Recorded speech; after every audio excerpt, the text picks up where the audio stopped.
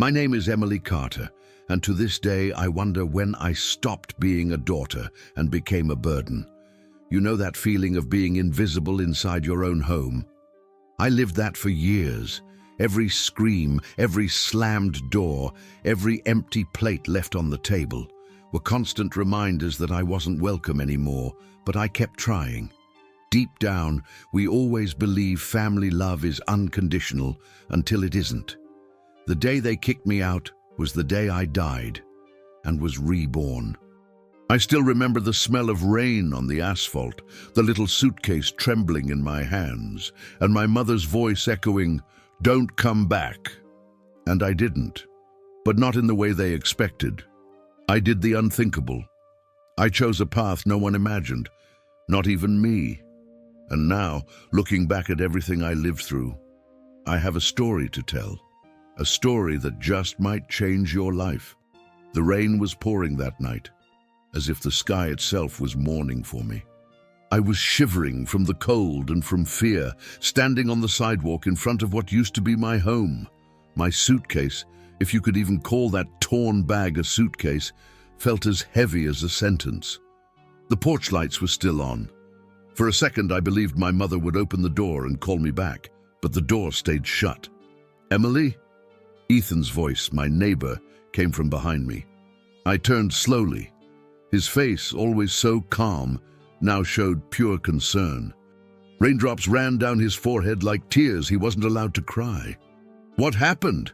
he asked, stepping closer. "Nothing," I replied dryly, trying to hide the panic. I just need somewhere to stay. I'll figure it out." "They kicked you out?" I said nothing, but my silence said it all. Ethan looked at the house, then at me. He sighed, defeated by a rage he didn't know how to express. "Emily, you don't have to go through this. Come on, stay at my place tonight." "No," I cut him off firmly. "I'm not begging for shelter." He went quiet. Maybe he understood, maybe not. The silence between us was broken only by the distant sound of a car passing on the wet street. "So where are you going now?" he finally asked. "I don't know," I confessed. My voice cracked. Ethan tried to grab my hand, but I pulled away. I couldn't let anyone see me that weak. Then he hesitated. "At least take my jacket." I remember accepting his jacket. It was the first act of kindness I received that night. And then, alone, I started walking. The alleys of the city have no heart. Every step I took echoed between cold walls, where strangers looked at me like predators. The smell of cigarette smoke and trash, mixed with rain, filled my lungs. My soaked shoes felt as heavy as my soul. Suddenly, a rough voice stopped me. "Hey, girl, you lost?" I looked. A man leaning against a wall, hollow eyes, scruffy beard, the smile of someone who had nothing left to lose. "Wanna make some easy cash?" My heart raced. I ran with no direction, no destination, just escaping. The tears mixed with the rain on my face. I didn't know it then, but that was the first of many nights like that. Hours later, exhausted and out of strength, I sat down at the entrance of a closed store. I pulled Ethan's jacket up over my face, trying to hide from the world. That's when I heard footsteps. Someone sat beside me. "You won't last out here." It was a woman's voice. I opened my eyes. A woman, maybe 10 years older than me, torn leather jacket, tattoos hidden under a high collar, and a gaze so hardened it almost cut me. "What's your name?" she asked. "Emily?" She reached out a hand. There were scars on her fingers. "I'm Jade, and you just got unlucky. You're in my territory now." I froze. I didn't know if she was a threat or a rescue. "No need to be scared," she said, sensing my confusion. "Want to hear some advice? Never show fear, not to me, not to anyone." Silence. "And get up. You're sleeping somewhere less rotten tonight." "Why?" I asked, almost not believing it. "Because I saw myself in you." And then, for the first time that night, someone offered me a hand I wasn't expecting. I stood up and followed Jade into the unknown. But that night wouldn't be just any night. It was the start of hell, or salvation. I didn't know yet. I followed Jade through streets I'd never dare to cross alone. The alleys kept narrowing, walls covered in graffiti and ripped posters. The city's sounds felt distant, muffled by the echo of my own footsteps and the voices of other ghosts of the night. Jade walked without looking back. "Tired?" she asked suddenly, not slowing down. "A little." She let out a dry laugh. "You better get used to it. Out here, no one has time to be tired." We climbed an iron staircase that creaked with every step. The smell of mold and rust burned my nose. When we reached the top, she pushed open a rusty door with her shoulder. The screech cut through the night's silence. Inside, the place looked like a forgotten hideout. Peeling concrete walls, a ripped mattress in the corner, and a light bulb hanging from exposed wires. "Welcome to my palace." "You live here?" "No, I survive here." I stood still, unsure what to do. She shot me a direct look. "Either you lie down and rest, or you go back to the streets, your choice." I obeyed. I sat on the ripped mattress, trying to ignore the burnt oil smell that filled the air. "Why did you bring me here?" I asked, unable to hold back. She hesitated, but then she sat on the floor, leaning against the wall and looked straight into my eyes. "Because once, someone did the same for me, and I'm not as heartless as I look." Silence stretched between us like an unspoken conversation. "In the morning, you leave," she continued, her voice going cold again. "I'm not your babysitter. I gave you shelter. Don't confuse things." "I'm not confused." She smiled for the first time, but it was a broken smile. That night, as I tried to sleep, I heard Jade talking to herself. Disconnected words, names I didn't know, whispered apologies to ghosts. I realized then she carried more pain than she showed. The next morning, sunlight crept weakly through the dirty window. Jade was already up, smoking, staring through the door crack. "Time to go, princess." I stood up slowly. Every muscle in my body ached. "And where am I supposed to go?" I finally admitted I had no answer. She turned to me slowly. "Not my problem. I've already done more than I should." I stood there, not knowing whether to say thank you or beg. But as I reached the door, I heard her say, "Emily." I turned. "If you want, there's a place hiring desperate girls. Doesn't pay much, but it pays. Better than starving." "What place?" Jade looked at me with an empty gaze. "A bar, Red Moon, 2 blocks from here. Ask for Vince. Tell him Jade sent you." I felt a chill in my stomach, but I had no choice. "Thank you." She didn't answer. And so, I went back to the streets. But now, I carried a name. Vince. Every step toward that bar was a step away from my old life, and maybe there was no going back. The Red Moon wasn't just a bar, it was a warning. The red lights flashing on the front looked like they were shouting, "If you walk in, don't complain later." But I walked in, not because I wanted to, because I had to. The strong smell of alcohol, sweat, and cigarette smoke hit me like an invisible wall. Men slouched at tables, women with empty stares, and low music drowned out by dangerous conversations. I froze in the doorway. That's when he saw me. Vince. Sitting at the counter behind rows of bottles, he was like a shadow wearing a black shirt and grey eyes. He didn't smile. He didn't speak. He just sized me up from head to toe, as if he already knew why I was there. "Who sent you?" His voice was cold, rough like metal. "Jade." Silence. Tense. Vince stepped slowly from behind the counter and stood in front of me. His breath smelled like mint and danger. "Name?" "Emily." He stayed silent for a few more seconds. "How old?" 18. That's all he said, but I saw him calculating. Jade said, "Maybe you had work." Vince laughed, but not out of amusement. "Jade should have told you. There's no maybe here. There's yes or no." "So, is it a yes?" He stared at me for long seconds, then gestured for me to follow him. "Come." before I change my mind. I crossed the room, feeling eyes burn into my back. Women sizing me up like competition, men like prey. Vince led me to a small room behind the bar. Just a metal table and 2 chairs. "Sit." I obeyed. He sat across from me, pulled out a cigarette, lit it slowly. "Here, you serve drinks, or you dance, or both." I don't know how to dance." "Then learn. And drinks?" He exhaled smoke. "You serve, you smile, and you keep your ears shut. If you hear something you shouldn't, forget it." I hesitated. My heart was pounding like a war drum. "And if I say no?" Vince took one last drag and crushed the cigarette hard. "Then go back to the streets. See how long you last out there before someone rips your soul from your body." The silence grew heavy. The choice was simple and cruel. I'll stay." "Good. From today on, you work for me." He stood up. "Change your clothes.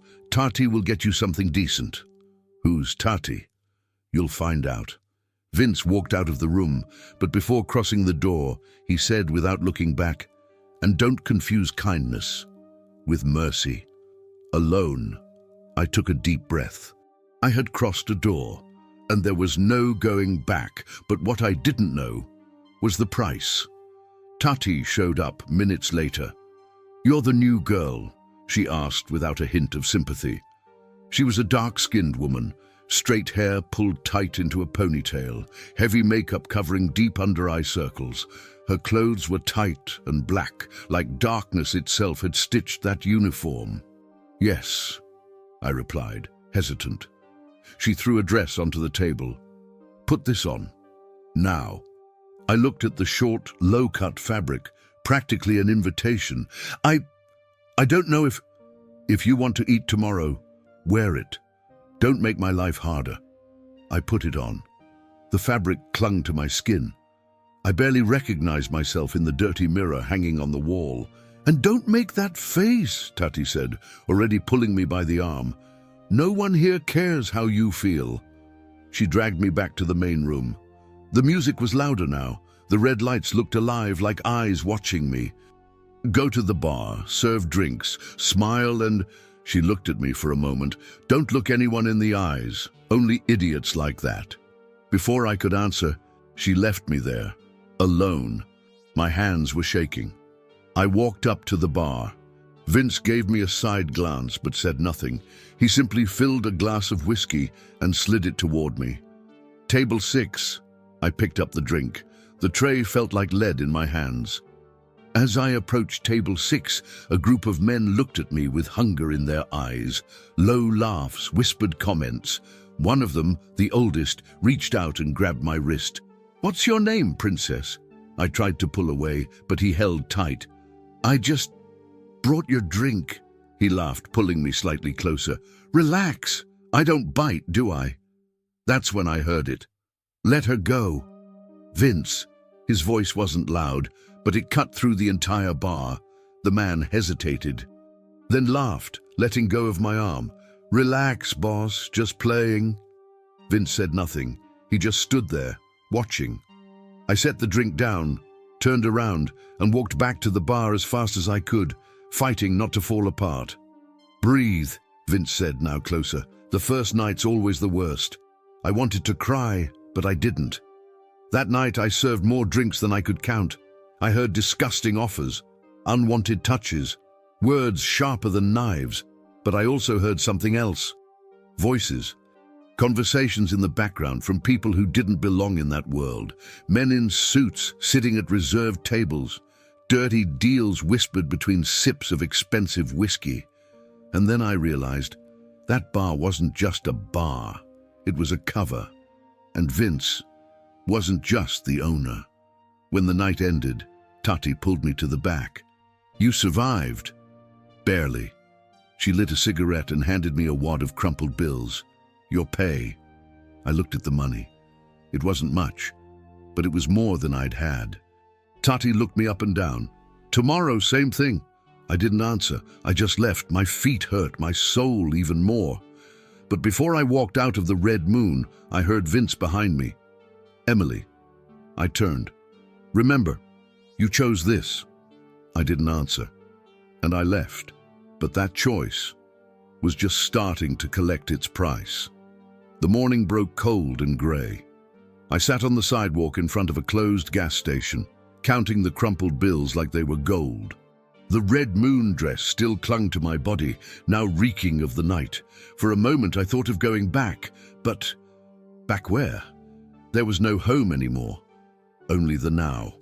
Suddenly, I heard an engine approaching. I looked up. A black car, dark windows pulled up to the curb. I froze.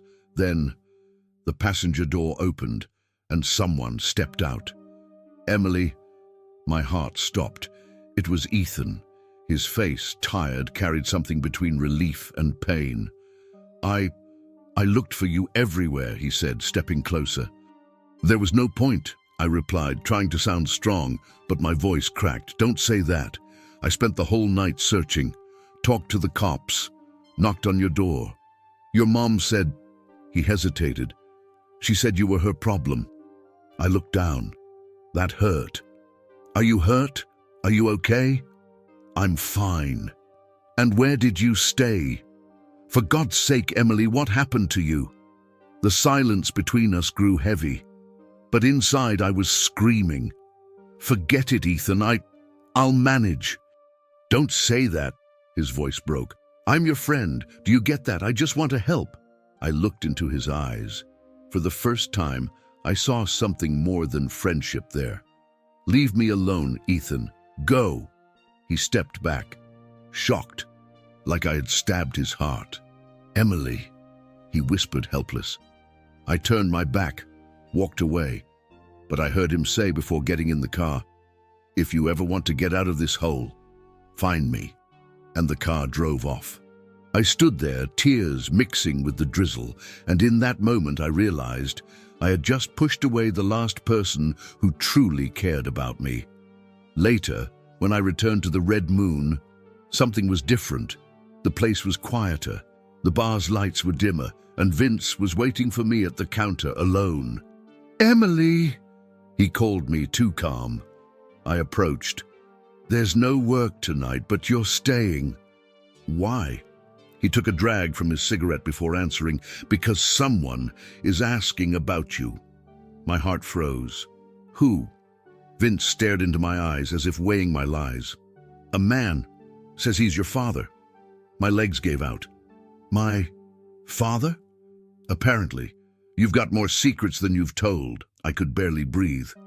What did you tell him?" Vince tilted his head, cold as ever. "That if he shows up here again, he won't leave alive." Silence. But then, before walking away, Vince said something I'll never forget. "Emily, sometimes running away from home isn't the worst part. It's where you run to." That night I realized the past always finds us, even where the darkness tries to hide us. I couldn't sleep that night. Every shadow inside the Red Moon felt like it was watching me. Vince had ordered me to stay in the back, but the small room felt more like a cell. The smell of cigarette smoke, sweat, and oil soaked my clothes, my skin, my soul, but fear, that was the worst smell. "My father is looking for me." Those words wouldn't leave my head. The door creaked. It was Vince. "Get up." I sat up, startled. "What's happening?" He didn't answer. He just threw me some clothes. "Put this on now." "Where are we going?" I said, "Get dressed." I did what he said. A simple black dress, decent but plain. When I finished, Vince stared at me in silence. Then he turned and walked away. I had no choice but to follow him. We left through the back of the bar, crossed a dark alley. The city seemed to sleep, but danger didn't. We walked to an old building, climbed 2 floors on crumbling concrete stairs.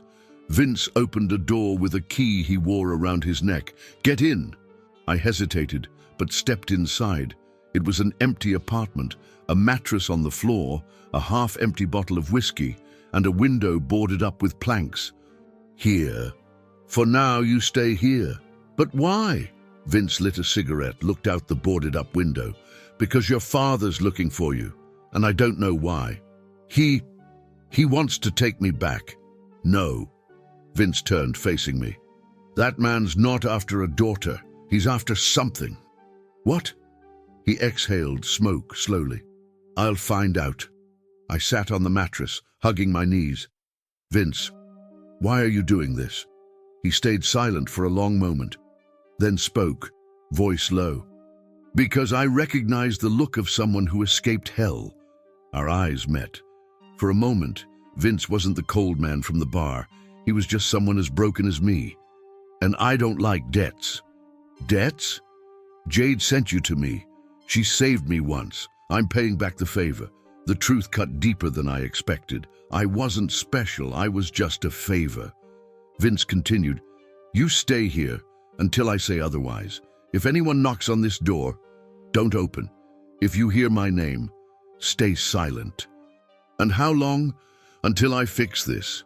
He turned to leave, but before crossing the door, he said without looking at me, and Emily, yes? Don't trust anyone, not even me. The door closed, and I stayed there, alone, in the dark, trapped, but maybe safe. For the first time in days, I slept, but I dreamed of the house I lost, and of the monster that once called me daughter. I woke up hours later to the sound of footsteps in the hallway. My heart raced. Vince had warned me, if someone knocks, don't open. But there it was, a knock. Emily, it's me, Jade's voice. I stood up slowly, trembling. Open the door. I know you're in there. I hesitated, but I opened. Jade walked in without asking permission, sweaty, out of breath, wearing the same leather jacket, now torn at the shoulder. There was blood. Jade, you're hurt. Not my blood. She locked the door behind her. But it could be. What's happening? She leaned against the wall, breathing heavily. Your father, he's offering money for you. The floor vanished beneath me. How much? Jade looked at me, and in that moment I felt the weight of the answer. $10,000. My whole body trembled. But why? She stepped closer, held my face in her dirty hands. Because you don't know who you are. I'm Emily. She shook her head. No, you're Marissa Carter's daughter, and that changes everything. My mind was spinning. My mother, the woman who kicked me out. Jade, what does my mother have to do with this? She hesitated. Her hardened eyes faltered. She stole something from him, from your father, something worth a lot more than 10 grand. What? Jade looked away. I don't know, but he thinks you have it. Me? I almost screamed. She nodded. That's why you need to run. Run where? My voice cracked. Jade said nothing. Silence. Until the door opened. Vince. He walked in slowly, looked at Jade, then at me. I said, no one gets in. Jade stared back at Vince, defiant. She needs to know. Vince sighed, walked up to me. His presence demanded silence. Emily, your father doesn't want you. He wants what he thinks you carry. But I don't carry anything. Doesn't matter. He believes you do, and that's enough. So, what do I do? He looked at Jade, then back at me. We find out what your mother stole, before he finds you. I couldn't breathe. And if there's no time? Vince didn't hesitate. Then you die. Those words weren't a threat. They were a sentence. That night, the most dangerous place in the city wasn't the Red Moon. It was the house I grew up in.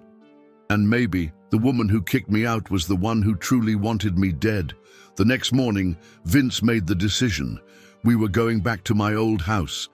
The idea tore me apart, but it was the only way. You go in, grab whatever you find. Vince instructed, driving the black car through empty streets. Anything that looks important, papers, photos, hidden objects. And my mother. He looked at me through the rearview mirror. If she tries to stop you, handle it. I said nothing, but inside I was shaking. Jade sat in the back seat silent, scanning the streets like every corner could be a trap. When we reached my street, everything felt smaller. The house, the yard, the porch, everything had shrunk since the last time I stood there. Vince stopped the car. "You know the way. Go alone." "What?" "If I go, she'll slam the door. With you, she might hesitate." Jade touched my shoulder. "Be brave, girl." I took a deep breath. I stepped out of the car. Walking to the door felt like crossing my entire childhood in seconds. Every step was a memory. The fallen bicycle, the cracked window, the smell of burnt toast coming from the kitchen. I rang the bell. Seconds later, the door opened. My mother, Marissa Carter, the same cold stare, the same expensive perfume. "Emily?" I froze. I wanted to cry. I wanted to scream. I wanted to run. "What are you doing here?" "Mom!" My voice broke. "I need to know. Why?" She looked at me like I was a stranger. "What are you talking about? What did you steal from my father?" Her silence said more than any answer. "He's hunting me. I need to know. Now." Her eyes filled with tears. But tears didn't fool me anymore. "I did it for you." "For me?" "He wanted you." Her voice cracked. "Since you were born. Not for love, but for what you represent." "What do I represent?" She hesitated, cried. "An inheritance, a fortune he hid, in your name." "What do you mean?" "You," she sobbed, "you are the code." My mind exploded. "Code? What code?" My mother pulled me by the arm, made me step inside. The door closed behind me. "Listen to me." She was trembling. "Before he died, your grandfather created a digital vault. It can only be opened with the biological code of the heir." "Biological?" "Your DNA, Emily. You're the key." My head spun. I felt like throwing up. "So, my father wants my body, my blood," she cried, kneeling. "I tried to protect you. That's why I pushed you away." My legs gave out. I sat on the floor. "You kicked me out." "It was the only way. If you stayed, he would come." Tears ran down my cheeks. "And now, how does he know where I am?" She looked at me, then whispered, "I told him." It felt like the world punched me. "What?" "I told him," she cried nonstop. "I thought he'd spare you." Shouting. Outside, they were banging on the door. My mother ran, but it was too late. The door burst open. Armed men stormed in. The first gunshot made me scream, but before the second came, Vince burst through the side door, firing. "Emily, run!" my mother screamed. Jade grabbed my arm. We ran out the back. We ran through the night. And for the first time, I realized my past wasn't chasing me. It wanted me dead. We ran through alleys until our lungs burned. Jade dragged me like my life depended on every step. And it did. Behind us, gunshots echoed. Vince was covering us, or dying for it. "Where are we going?" I screamed. "To the only place he can't find you," Jade answered without looking back. We climbed a dark hill, entered an abandoned building. Jade blocked the door with a metal bar. "It's not safe," she said out of breath, "but it's what we've got." I was shaking. I sat on the floor, my arms stained with blood. I didn't know if it was mine. "My mother, she told me everything." "And you believed her?" "Jade, I'm a key. My own body is a password. That can't be real." "It is." Her voice left no doubt. "And now you need to decide, run or fight." My heartbeat sounded like gunshots in my chest. "I'm nothing." Tears finally broke free. "I just wanted my home back, my life." "Your life ended the moment you stepped into that bar, Emily. Now you're prey, and those who run die." Silence. Then we heard footsteps. Vince. He walked into the hallway, bleeding from his shoulder. "He knows where we are," he said bluntly. "How?" Jade rushed to help him. "Your mother. She put a tracker in Emily's jacket." My world collapsed. "My mother, she wants to hand me over?" Doesn't matter what she wants anymore, Vince said, staring at me. Now you decide who you are. What do I do? Vince knelt in front of me. His tired, hardened eyes spoke the truth. You open the vault. Where? In a building downtown, abandoned, the place where your grandfather died. And if I don't open it, they'll kill you, cut you open, take your DNA by force. My stomach turned. Vince held my face. For the first time, I saw fear in him. You're not a key, Emily. You're a life. But now, your only chance is to use that. I took a deep breath. And if I open the vault, what's inside? The only thing your father wants. And maybe the only thing that can save you. I looked at Jade. She simply said, "We're coming with you." And so, I said yes. Hours later, we entered the abandoned building. Dead silence, cracked cement floors, dust-covered walls. But in the center, a steel structure, a vault, a monster waiting. Vince pointed, "Place your hand here, and if I die, then it wasn't your time." With my hand trembling, I pressed my palm to the sensor. A blue light ran across the steel. The vault started to open. Inside was something I never could have imagined. But before I could react, gunfire, doors exploding, my father had arrived. And that night, I would either open the vault or be buried inside it. The door exploded with a deafening blast. The metallic sound echoed through the abandoned building like a final thunder. He walked in. My father. Not the man from my childhood, a predator now, dressed in a black suit with soulless eyes. Behind him, armed men, no faces, no names. "Emily." His voice was a whisper sharp as a knife. My body froze. "You belong to me." Vince raised his gun. "Come closer and I'll shoot." My father smiled, an empty smile. "Shoot, won't change anything. She'll open the vault or die trying." Jade stepped in front of me, ready to fight, but I knew there was no fair fight here. "Dad," my voice trembled, "I'm your daughter." He walked forward slowly. "No, you're the password, nothing more." Those words tore my heart more than any bullet could. Then Vince looked at me. His eyes said everything without saying anything. "Emily, finish this." The vault behind me glowed blue, open, waiting. My father held out his hand. "Come with me, daughter, and this ends." Tears burned my eyes. But Jade whispered behind me, "Remember who really protected you." And then I chose. Step by step, I turned to the vault. "Emily!" my father shouted. I pressed my hand to the sensor. The steel shifted. The door opened. Inside, there wasn't money, no jewels, just a black folder, simple, marked with a single symbol, a triangle inside a circle. I grabbed the folder, turned.